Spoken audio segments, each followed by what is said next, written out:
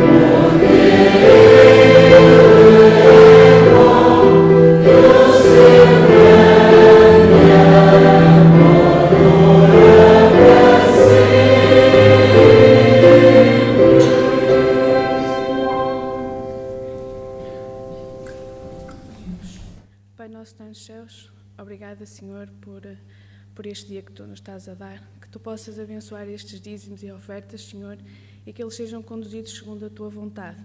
Tudo isto que eu Te peço e Te agradeço, em nome de Jesus. Amém.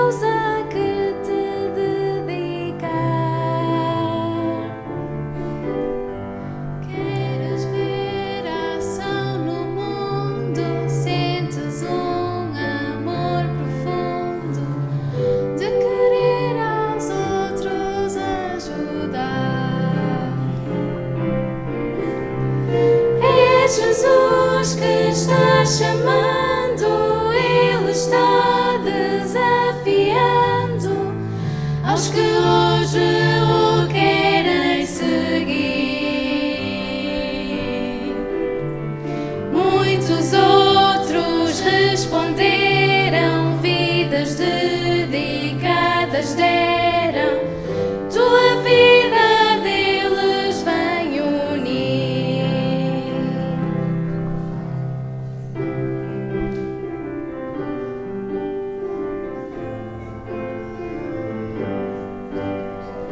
Gastas hoje a tua vida numa incessante lida, a correr sem ter para onde ir. Cristo dá valor à vida, dá um rumo à corrida e a vitória podes conseguir. Plena paz, felicidade, Cristo é realidade e louvores sempre cantarás. Vem-te unir a Cristo agora, vem amigo sem demora, de verdade então tu viverás. De verdade então tu viverás. De verdade então tu viverás. Viverás. Viverás. Viverás.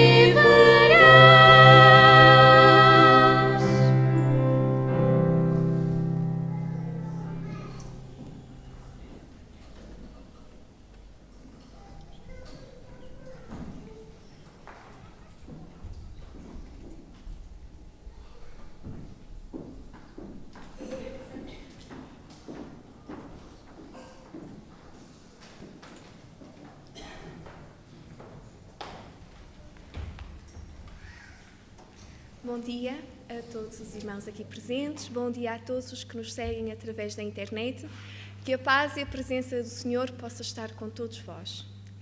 Esta manhã estou bastante nervosa para vos falar, porque foi uma mensagem que me foi trazida à mente para vos transmitir já assim à última hora. Estive indecisa sobre qual a mensagem que deveria trazer. Havia vários textos que eu gostaria de meditar convosco esta manhã e fiquei indecisa, não saberia muito bem o que é que Deus quereria que eu transmitisse esta manhã, o que é que os irmãos e eu, em primeiro lugar, precisávamos de ouvir. Mas enquanto escutava a escola sabatina, eu apercebi-me que realmente eu tinha ouvido a vontade de Deus, porque a minha mensagem desta manhã vem muito no seguimento daquilo que foi falado na escola sabatina, e em particular pelo que foi dito pelo Sebastião e pelo Jorge, a quem desde já estendo as boas-vindas a eles, à família Silva, que está cá connosco, e também outras famílias que estão aqui connosco e que já não revi há alguns tempos, e fico muito contente por estarem aqui connosco. Então, eu, antes de começar a passar esta mensagem, eu queria introduzir uma pequena ilustração. Sabem, quando eu era criança, eu vivia em casa dos meus avós. Eu e a minha família, nós vivíamos em casa dos meus avós e também tínhamos um primo que vivia connosco. E durante a semana, principalmente na época de férias, nós tínhamos algumas atividades que nos eram dadas para nos entreter também, porque era difícil entreter 3 crianças, mas, acima de tudo, para nos dar um senso de utilidade e de ajuda para a família. E uma das coisas que as crianças muito gostam de fazer é andar ao ar livre, e nós não éramos exceção. Então, a minha avó, juntamente com a minha mãe, íamos para um pinhal, apanhávamos lenha, troncos e trazíamos para casa. e a função minha, da minha irmã e do meu primo, era serrar e rachar a lenha, que depois ia ser usada para aquecer a casa e também para nós cozinharmos, porque tínhamos um fogão a lenha. Eu era pequenita, então a minha função não era nada assim estimulante. O meu primo e a minha irmã cortavam e eu apenas tinha que empilhar a lenha e guardá-la no sítio correto. Mas a minha irmã e o meu primo, nós tínhamos um cavalete, cada qual se colocava do seu lado do cavalete, com a serra na mão, e um puxava e o outro puxava para o outro lado, assim com grande veemência, a ver quem é que conseguia, como é que eles conseguiam cortar um tronco o mais rápido possível. Então, cada tronco era um novo desafio para ver se o cortavam ou serravam mais rápido do que o tronco anterior. E eu ficava a olhar, mas todos nós queríamos era trabalhar com a serra elétrica, com a motosserra, porque isso estava vedado a mim, a minha irmã e ao meu primo. Nós só podíamos, eu nem sequer tocava na serra porque era a mais pequenita, mas eles, como já eram pré-adolescentes, lá serravam a madeira. Mas o meu pai usava uma motosserra de vez em quando. E nós ficávamos, uau, que serra grande, e que aquela lâmina, aquela serra já com óleo, aquilo tudo reluzente, e nós ficávamos assim, boquiabertos, porque queríamos experimentar a motosserra e nós queríamos ter aquele instrumento na mão. Era aquilo tão interessante, porque em 3 segundos ficava tudo serrado. Só que nós não poderíamos, não é? Está bem, eu trago esta ilustração porque nós, na nossa vida, nós, no nosso cristianismo, nós usamos muito esta ilustração da motosserra. Eu explico porquê. Nós vemos uma motosserra bonita, reluzente, nova, e nós pensamos, eu vou adquirir esta motosserra porque ela vai me ajudar muito na minha vida. E esta motosserra é o nosso cristianismo. Sabemos que com ela na mão nós até parecemos verdadeiros madeireiros. Até parece que nós somos profissionais da arte. Mas se nós não colocarmos o combustível na motosserra, se nós não ligarmos o motor, nós simplesmente temos uma motosserra que tem uma serra, mas que é muito pesada, que não faz o seu trabalho, é grande demais, é pesada demais, é inútil, porque desligada ainda torna o trabalho mais complicado do que usarmos uma serra tradicional. Então nós fazemos o mesmo. Nós adquirimos a motosserra, nunca aprendemos a utilizar essa motosserra e arrumamo-la porque achamos que afinal ela não tem assim tanta serventia e voltamos a usar a nossa serra tradicional que temos lá em casa. E do mesmo modo, nós estamos na igreja, conhecemos um conjunto de crenças, conhecemos um conjunto de dogmas, temos princípios, acreditamos que a Bíblia é a verdade, portanto, temos aqui o nosso material, o nosso instrumento de trabalho, mas depois achamos que, pronto, isto realmente não funciona, porque nós não sabemos ligar o motor, isto não funciona, e deixamos a nossa Bíblia pousada durante toda a semana, em cima da nossa mesinha cabeceira, em cima da cômoda, no armário, enfim, no primeiro lugar em que a pousamos quando chegamos a casa depois de sairmos deste lugar.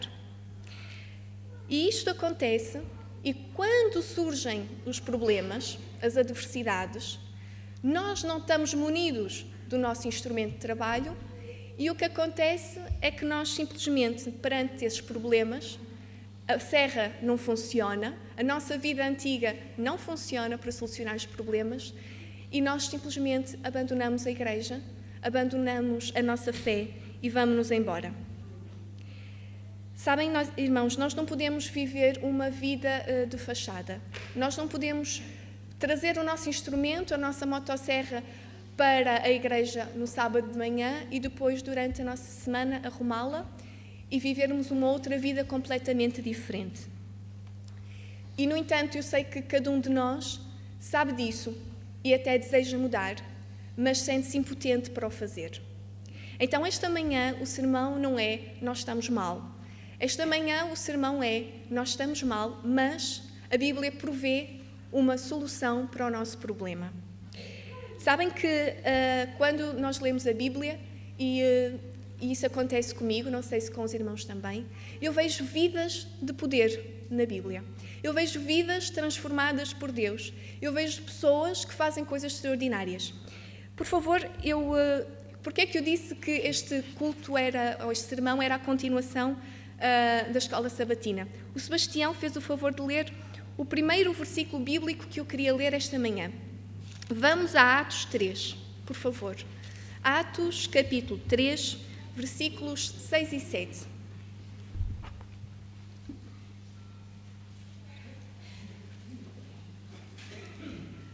Como eu estava a dizer, há homens e mulheres na Bíblia que têm uma vida de poder, coisas que nós gostaríamos de fazer exatamente como eles fazem. Nós vemos aqui o exemplo de Pedro. Pedro encontrava-se com João e eles subiam junto ao templo à hora da oração. E eles iam a subir a escadaria e encontraram um senhor. E disse Pedro, ele viu que ele estava enfermo, que ele era coxo de nascença, e disse, eu não tenho prata nem ouro, mas o que tenho, isso te dou. Em nome de Jesus Cristo Nazareno, levanta-te e anda. E tomando-o pela mão direita, o levantou e logo os seus pés e arretelhos se firmaram. Fantástico. Eu nunca fiz isto, nunca tentei, porque eu tinha medo de falhar. E se eu chegasse perto de alguém, visse essa pessoa doente, ou visse essa pessoa necessitada, e eu pensasse assim, eu não vou fazer o que Paulo fez, porque não vai funcionar comigo, porque isto funcionava nos tempos do Antigo e do Novo Testamento, mas comigo já não funciona. E, no entanto, e João tinha uma vida de poder. Mas vamos continuar. Há outros exemplos na Bíblia de vidas de poder. Vamos a 1 de Reis, capítulo 17. Vamos um pouco agora ao Antigo Testamento. 1 de Reis, 17.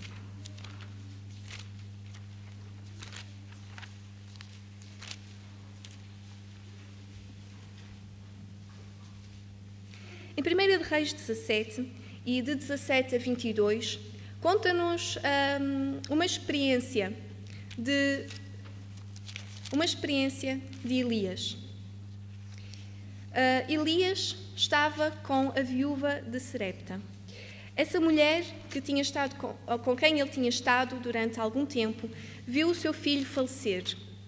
E ela estava desesperada, porém Elias diz-lhe para ela não se preocupar. Ele subiu até aos quartos onde estava deitado o filho desta senhora, desta viúva, e foi falar com ele e chamou-o à vida. Eu vou ler o versículo 19. E ele lhe disse, dá-me o teu filho. E ele o tomou no seu regaço e o levou para cima ao quarto onde ele mesmo habitava e o deitou em sua cama e clamou ao Senhor e disse, ó Senhor meu Deus, também até esta viúva com quem eu moro afligiste, matando-lhe seu filho? Então se mediu sobre o menino 3 vezes e clamou ao Senhor e disse, ó Senhor meu Deus, rogo-te que torne a alma deste menino a entrar nele. E o Senhor ouviu a voz de Elias, e a alma do menino tornou a entrar nele e reviveu. Algum de nós teria coragem de fazer uma oração sobre alguém que tinha falecido, pedindo a Deus para que o seu espírito voltasse a entrar, para que a sua alma revivesse, para que ele pudesse voltar à vida? Será que nós tínhamos coragem de fazer esta oração? Elias teve. E Elias tinha, de facto, uma vida de poder. Nós também vemos em 2 de Reis, e não vou ler todos os textos, mas em 2 de Reis, no capítulo 1, depois podem ler também em casa, em 2 de Reis, capítulo 1, logo do versículo 10 e 12, nós vemos que Elias ora a Deus para que descesse fogo do céu. 2 vezes Elias orou, 2 vezes diferentes, e das 2 vezes Deus atendeu o seu pedido, e fogo desceu do céu, e consumiu o capitão e os 50 soldados que estavam com ele. 51 pessoas de uma vez e 51 pessoas de outra vez. Vemos também em Êxodo que Moisés, e vamos ver, Êxodo 14. Em Êxodo 14, capítulo 15, o povo sai do Egito, chega perante o Mar Vermelho e tem os egípcios nas suas costas. E Moisés diz, Senhor, o que fazemos? E ele diz, então disse o Senhor a Moisés. Êxodo 14, versículo 15. Porque disse o Senhor a Moisés, por que clamas a mim? Diz aos filhos de Israel que marchem. E tu, levanta a tua vara, estende a tua mão sobre o mar e fende-o, para que os filhos de Israel passem por meio do mar em seco. Parece que Deus diz, não, agora é a tua parte de fazer alguma coisa. Vai e fende o mar, levanta a tua mão, levanta a tua vara e o mar vermelho vai se abrir. Também Jesus, quando andou nesta terra, embora sendo divino, Jesus nunca usou a sua prerrogativa como Deus. Ele tinha uma vida de poder, mas essa vida de poder provinha do Pai. Não era uma exalação da própria divindade que ele tinha, era um poder que vinha do Pai. Então nós vemos todas estas experiências e muitas outras poderíamos ver. E o que é que tinham estas pessoas em comum? Todas elas tinham uma vida de poder porque elas tinham uma relação constante e real com Deus. O poder que elas exerciam não provinha delas. Não foi pelo seu poder que Elias ressuscitou aquele jovem, não foi por seu poder que Moisés abriu o mar vermelho, não foi por poder de nenhum deles que estas coisas aconteceram, mas por meio do poder de Deus. E a Bíblia também nos diz que nós podemos ter uma vida assim de poder, que este poder não estava limitado às personagens e estas histórias do Novo e do Antigo Testamento. Este poder encontra-se à nossa disposição hoje mesmo. Em Mateus, se puderem abrir Mateus capítulo 7.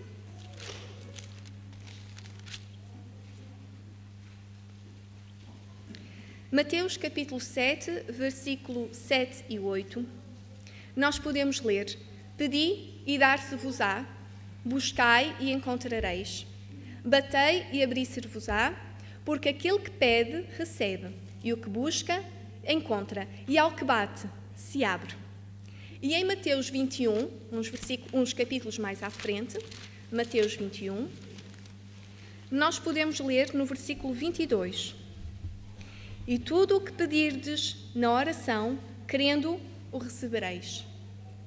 Mas existem algumas condições para que estas orações sejam atendidas. E vamos a um versículo muito conhecido nosso, que se encontra em 2 de Crônicas, capítulo 7. 2 de Crônicas, capítulo 7.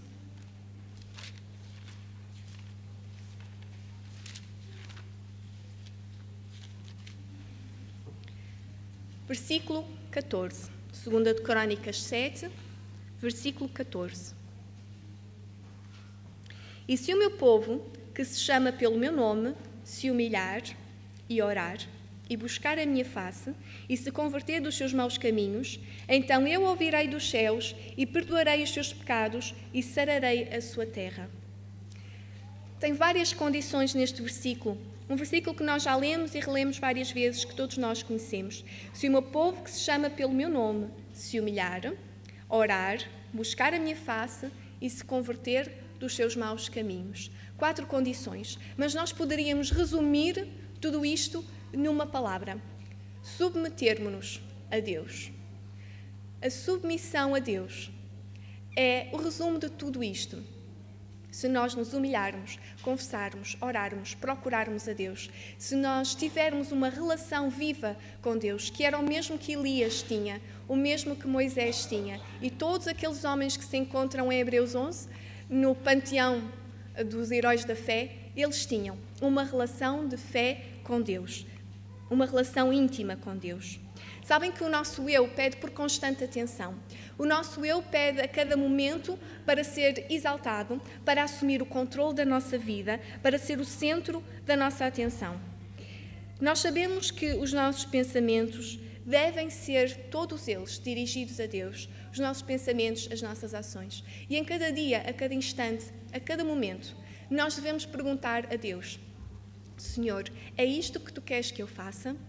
É isto que eu devo fazer? É aí que eu devo ir? É isto que eu devo vestir? É isto que eu devo comer? Isto é uma religião prática.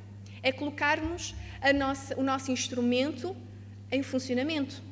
É isto que a Bíblia e Deus nos pede. É que tenhamos uma relação de submissão a Deus e que o nosso eu possa morrer.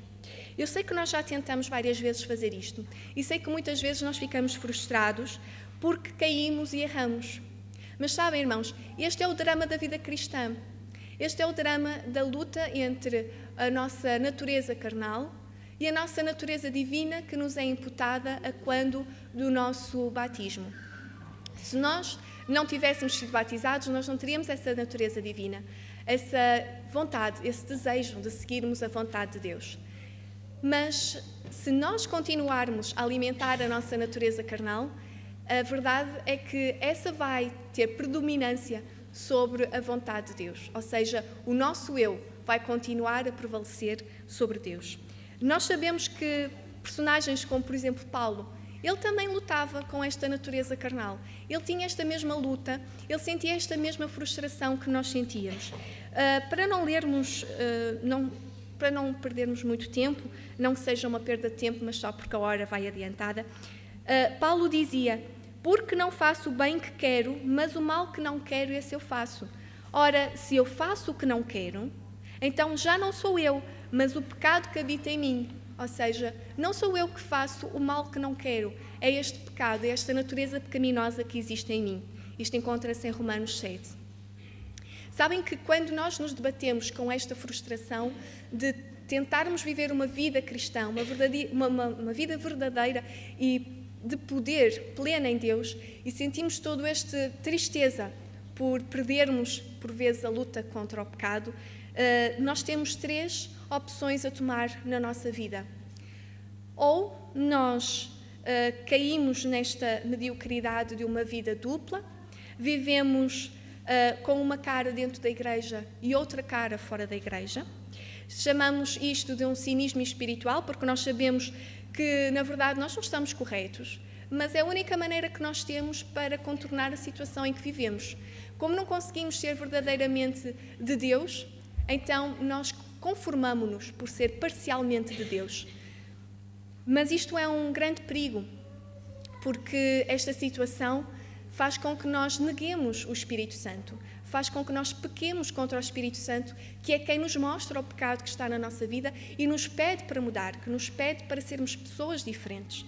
E se nós negamos esse poder de Deus na nossa vida, então nós negamos a salvação de Deus.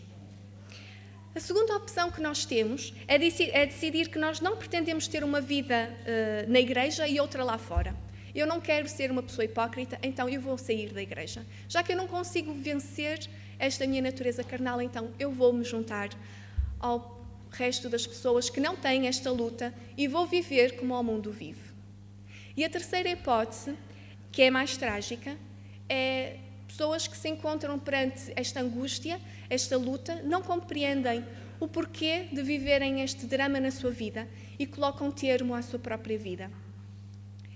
Sabem, irmãos, Deus diz-nos que há uma esperança, e essa esperança encontra-se em experimentar o que está em Efésios, no capítulo 2, versículo 8 e 9. Efésios 2, versículo 8 e 9, que nos diz: porque pela graça sois salvos, mediante a fé, e isso não vem de vós, é dom de Deus, não de obras para que ninguém se glorie. Efésios 2, 8 e 9. Nós podíamos entrar pela versão de o que é a graça, o dom imerecido de Deus, mas vamos tornar isto uma coisa prática. A graça é a presença contínua de Deus na nossa vida, em cada instante, em cada momento do meu viver. A graça é a presença de Deus. Ela está sempre a tentar conquistar a minha atenção, interceder por mim, atrair-me, salvar-me do meu próprio eu. A graça é, de facto, um presente de Deus e ela serve para me guiar, para me dirigir, para me tornar plena do poder divino. A salvação do homem é efetuada em 2 partes. Por um lado, nós temos a graça de Deus, e essa vem sempre em primeiro lugar, porque Deus nos deu a sua graça mesmo antes de nós o amarmos, mesmo antes de nós o conhecermos e o aceitarmos. E temos do outro lado a nossa parte, que é a parte da fé. A fé vem sempre em segundo lugar, e a fé é a nossa resposta, é a nossa decisão a aceitarmos a graça de Deus na nossa vida, é permitir a operação da graça de Deus na minha vida e cooperar com Deus em todas as minhas ações. Então, por um lado a graça, por outro lado a fé. A fé como uma resposta a este dom de Deus. Deus oferece-nos este poder para nós sermos continuamente diferentes, para crescermos espiritualmente, para termos poder. E a minha resposta a este dom de Deus é a fé.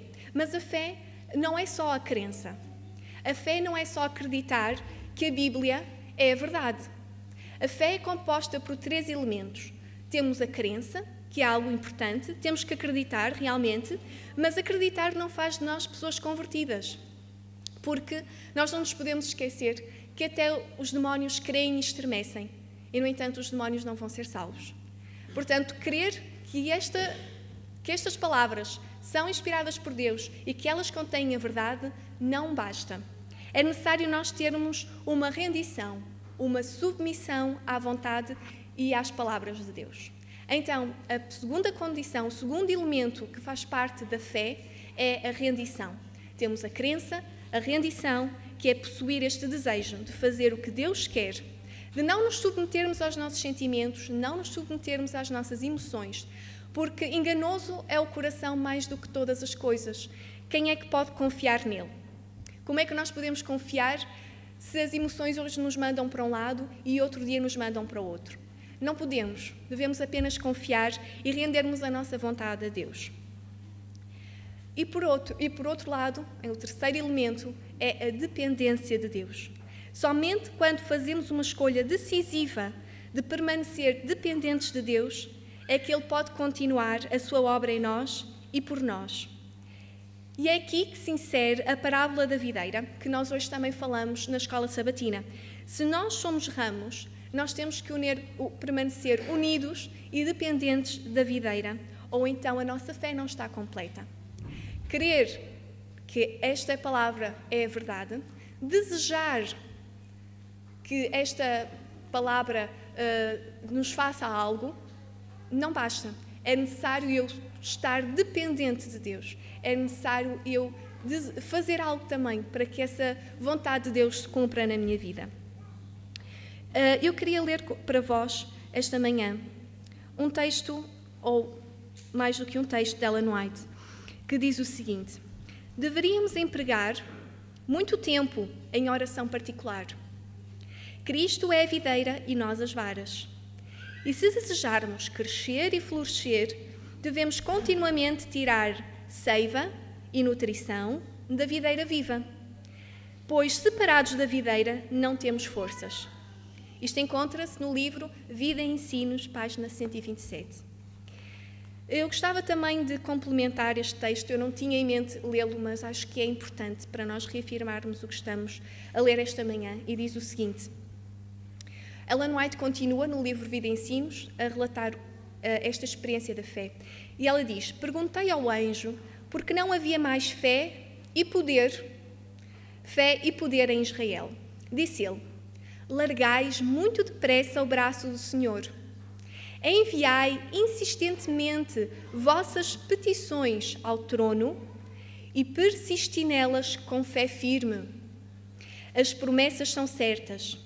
Crede que recebereis as coisas que pedis e tê-las-ei. Foi então chamada a minha atenção para Elias. Ele era sujeito a paixões idênticas às nossas e orou fervorosamente. Sua fé resistiu à prova, 7 vezes orou perante o Senhor e finalmente viu a nuvenzinha. Isto refere-se a uma passagem do livro, também se encontra em 2 de Reis. Vi que nós havíamos duvidado das seguras promessas e ofendido o Salvador pela nossa falta de fé. Disse o anjo: cingi a armadura e, sobretudo, tomai o escudo da fé, pois isso resguardará o coração, a própria vida, dos dardos inflamados do maligno. Se o inimigo puder levar os desanimados a desviar de Jesus os olhos e olhar para si mesmos, olhar para a nossa condição, ficarmos frustrados por cairmos, por errarmos, em vez de considerar a dignidade de Jesus, seu amor, seus méritos, a sua grande misericórdia, então Ele lhes tirará a proteção da fé e alcançará o seu objetivo. Eles ficarão expostos às suas terríveis tentações. Os fracos, portanto, que somos todos nós, deverão olhar para Jesus e crer nele. Então, exercitarão a fé. Tudo isto no capítulo 21 do livro Vida e Ensinos. Quando eu era mais velha, eu e a minha família, que vivíamos em casa da minha avó, nós mudamos-nos para uma casa nova. E na nossa casa não havia mais nenhuma vizinha, nós estávamos sozinhos. E nós, quando nos mudamos, nós levamos o nosso gatito connosco. Assim que começaram, uns anos mais tarde, a construir uma casa ao lado da nossa, o nosso gatito, cheio de curiosidade, decidiu fazer umas incursões noturnas nessa casa que estava em construção. Ele foi e subiu para o telhado da casa, que ainda não estava terminado, e pronto, por algum motivo, ele lá perdeu as suas habilidades felinas e não conseguia sair do sítio onde tinha se colocado. Ele começou a miar exaustivamente. Ele miava com força, porque ele queria que alguém o fosse resgatar. Então peguei na minha lanterna e lá fui por dentro da casa em construção e cheguei junto do telhado e o meu gato aproximou-se de mim. Ele viu que eu realmente o poderia ajudar e ele veio até mim. Mas quando eu peguei nele para o tirar de lá, ele agarrou-se com as unhas ao beiral do telhado e por muito que eu puxasse, ele não vinha. Era ele e o beiral, não vinha um sozinho. Eu puxei e ele nada. E tive que o deixar. Tive que o deixar e pensar, bom, ele há de conseguir sair sozinho, porque eu não posso fazer mais por ele. Então, sabem, o meu gatito, ele queria realmente ser resgatado. E ele sabia que eu o podia ajudar e que eu gostava dele. E isso é crença. Ele acreditava que eu o podia ajudar. Ele veio direito a mim, ele submeteu-se à ideia de ser resgatado por mim. Mas, quando eu o segurei e quis tirar do telhado, ele agarrou-se com tais forças que eu não fui capaz de o tirar. Ele não foi capaz de ser dependente de mim. Ele queria ter o controle. Ele queria levar até ao fim a sua natureza, que era ser ele a mandar. Ele não queria ser dependente. E como tal, eu não pude fazer nada para o tirar de lá. Então, nós entendemos agora do que nós temos estado a falar. Entendemos porque é que agora nós não temos uma vida de poder.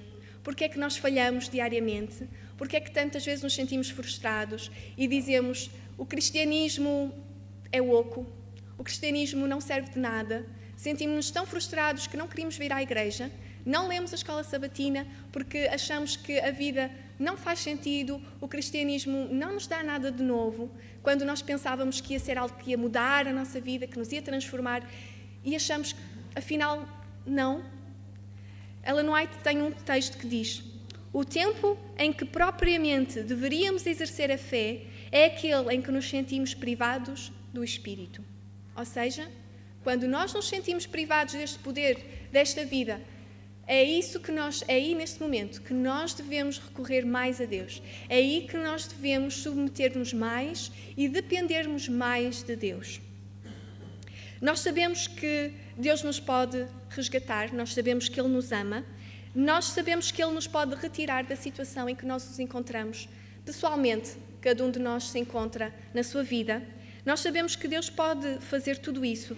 No entanto, nós agarramos-nos com unhas e dentes, firmes, a este mundo. Jesus quer nos tirar deste mundo. Ele concedeu-nos a graça, o poder para nós sairmos daqui. Ele dá-nos o poder para sermos criaturas novas, termos uma vida transformada. E quando chega a altura de depender dele, dizer assim: Senhor, eu realmente acredito na tua palavra e eu sei que tu desejas o melhor para mim e eu desejo servir-te. Então agora, neste momento em que eu tenho que tomar esta decisão, eu dependo de ti, toma por mim. Faz, Senhor, de acordo com a tua vontade. Nesse momento, nós agarramos-nos àquilo que nós gostamos, agarramos àquilo que nós queremos e colocamos Deus de parte. Fazemos tudo direitinho, mas quando chega ao ponto final, que é depender de Deus, que é deixar que Deus atue, nós agarramos-nos e dizemos: era bom, eu queria tanto, Senhor, ter paz de espírito, queria tanto, Senhor, ter uma vida plena de poder, mas eu também quero levar comigo aquilo que eu gosto e aquilo que eu amo neste mundo. Aquilo que não me dignifica, que não te dignifica, aquilo que não me faz crescer na fé, aquilo que não me transforma. Irmãos, nós precisamos submeter-nos à graça divina. Nós não podemos servir a dois senhores. A nossa vida não pode estar dividida. O nosso coração não pode estar dividido. Ou encontra-se no trono da nossa vida o nosso eu, ou se encontra a dirigir a nossa vida Deus. Deus não pode dividir a vida com o nosso eu, o controle com o nosso eu. Eu tenho aqui esta garrafa d'água. Ela já não está cheia, mas esta água é pura, certo? Esta água está plena para consumo. Se eu colocar aqui um punhadinho, uma coisinha assim pequenininha de terra, os irmãos vão beber esta água? Eu não iria, se calhar, beber, a menos que eu tivesse com muita sede. Mas a água estava contaminada. Nós íamos dar de beber dessa água ao nosso filho, nós até éramos capazes de beber, mas íamos dá-la ao nosso filho, essa água que tinha terra, mas, no entanto, a terra era só um bocadinho. A terra só estava aqui no fundo, era só um bocadinho. Mas nós não íamos dar desta água aos nossos filhos. Da mesma forma, Deus não quer que nós lhe entreguemos uma garrafa de água contaminada. E Ele quer preencher toda a garrafa. Ele não pode conviver numa garrafa de água se nós tivermos um resíduo de pecado, de não submissão a Deus na nossa vida. E Deus pede uma inteira consagração. Deus pede que nós entreguemos a sua vida. Isso não é sermos pessoas tolas, não é perdermos a nossa liberdade. Pelo contrário, vivermos dependentes de Deus é a maior liberdade que nós podemos ter neste mundo. Não importa o tipo de problema que estamos a enfrentar hoje. Deus tem uma solução para a nossa vida e a solução é a sua graça. É por ela que nós temos poder para transformar a nossa vida. Tente hoje mesmo criar esta vida de dependência com Cristo. Ouça a voz de Deus nas Escrituras, no espírito de profecia, através da sua oração. Confie nele. E se porventura, hoje, mesmo agora de sairmos daqui, nós formos e querermos submeter a nossa vontade a Deus, mas lá fora nós já pecarmos, já dissemos uma má palavra, não nos deixemos frustrar, não nos deixemos sentir vencidos. Voltemos de novo a Cristo, peçamos perdão e retomemos uma nova vida com Ele. Porque Deus é paciente e Ele deseja muito, muito que nós nos salvemos e que sejamos transformados. Deus diz, e agora para terminar, queria-vos convidar a abrir em Hebreus, no capítulo 13,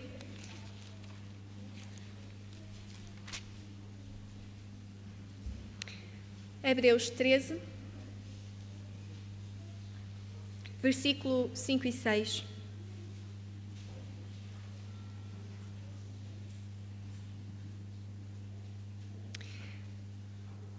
Deus diz-nos então assim: sejam os vossos costumes sem avareza, contentando-vos com o que tendes, porque Ele disse: não te deixarei, nem te desampararei. E assim, com confiança, ouçamos dizer: o Senhor é o meu auxílio. Que nós possamos a cada dia, apesar das nossas lutas, neste drama da vida cristã, que é lutarmos contra a natureza pecaminosa que temos dentro de nós, possamos a cada dia exercer a nossa fé, aceitar a graça de Deus na nossa vida e permitir que Ele seja o nosso auxílio. É a minha oração para vocês, para mim, esta manhã. Amém.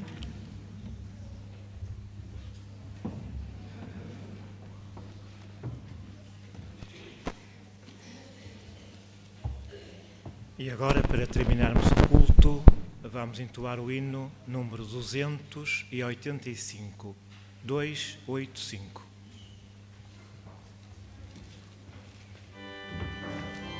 Amen.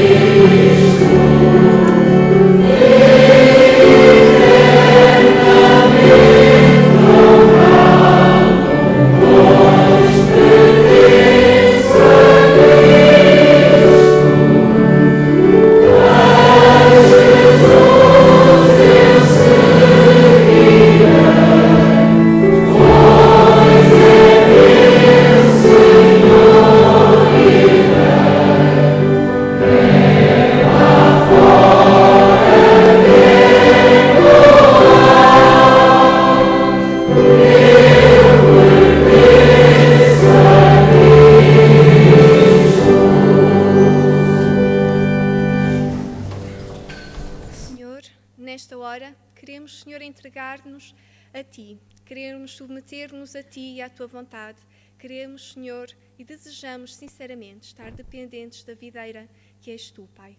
Que Tu, Senhor, nos possas preencher do Teu poder, nos dar a força que precisamos para continuar a batalhar nesta luta contra a nossa natureza carnal, contra o nosso eu. Ajuda-nos, Senhor, a sermos vitoriosos através do Teu Santo Espírito.